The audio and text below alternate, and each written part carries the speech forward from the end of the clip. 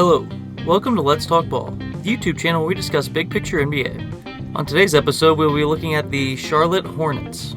After missing the playoffs again and having an All-NBA season by Kemba Walker, he is now a free agent, and they just drafted PJ Washington. But where do they go from here? As always, we'll give you a best case, a worst case, and a more likely case on this episode of The Offseason, Charlotte Hornets edition.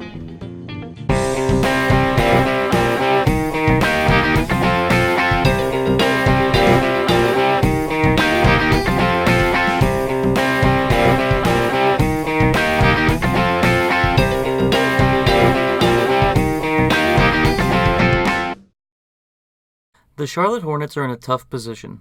They have an All-NBA caliber player in Kemba Walker that could walk in free agency.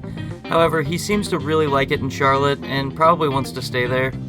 However, the rest of the roster, other than the young players that were recently drafted in the past couple seasons, doesn't look very good.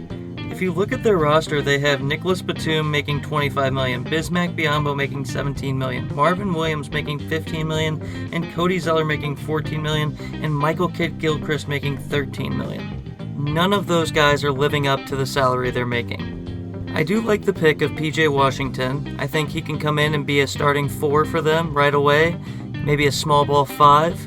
And I always like seeing guys who went and played 1 year of college ball and then went to the combine, got better, and then came back into the draft. This shows his coachability as well as his desire to be a much better ball player. So what is their best case scenario for this offseason? Their best case starts with re-signing Kemba Walker. He's an all-NBA level point guard who is a little bit average at best defensively, but he's done so much for that community. He loves it in Charlotte, and it's not often that you get an all-NBA level point guard to play his entire career for your team. His money won't be the problem. That's why they need to get rid of probably 2 of the 5 contracts that I just mentioned. I don't see them being able to get rid of Nicholas Batum's contract because that's over $50 million over the next 2 years. However, Marvin Williams and Bismack Biyombo are both on expiring deals.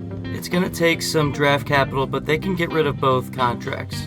I could see a heavily protected first-round pick and Marvin Williams going to the Cavs for Jordan Clarkson, as well as Bismack Biyombo and the 2 2020 second-round picks they have to the Atlanta Hawks. This would clear up about $20 million in cap space, as well as give them a starting caliber shooting guard in Jordan Clarkson. Running a team of Kemba Walker, Jordan Clarkson, Miles Bridges, PJ Washington, and Cody Zeller, I guess, at the center isn't too bad. Not to mention they might actually have cap space to sign a decent center that can step in and play well. We saw in this draft that the center position is not nearly as valued as it used to be, and I think they might be able to get a center in free agency for pretty cheap. This makes it to where Zeller can come off the bench along with Malik Monk and Michael Kidd-Gilchrist. I know this is a lot of roster churn, but this is something that they need. Which brings me to our worst case scenario, which is not only you stand pat with the roster you have, but you also lose Kemba Walker. Currently you have a decent young group of players with Miles Bridges and PJ Washington.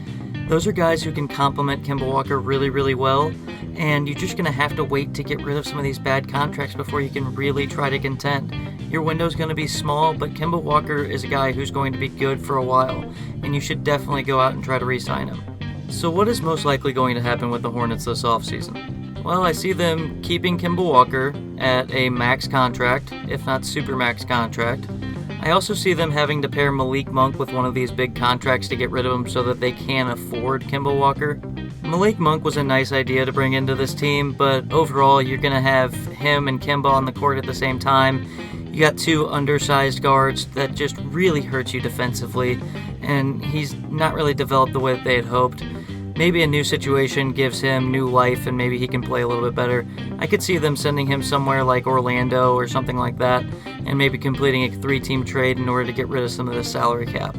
So what do you see happening with Kemba Walker's free agency?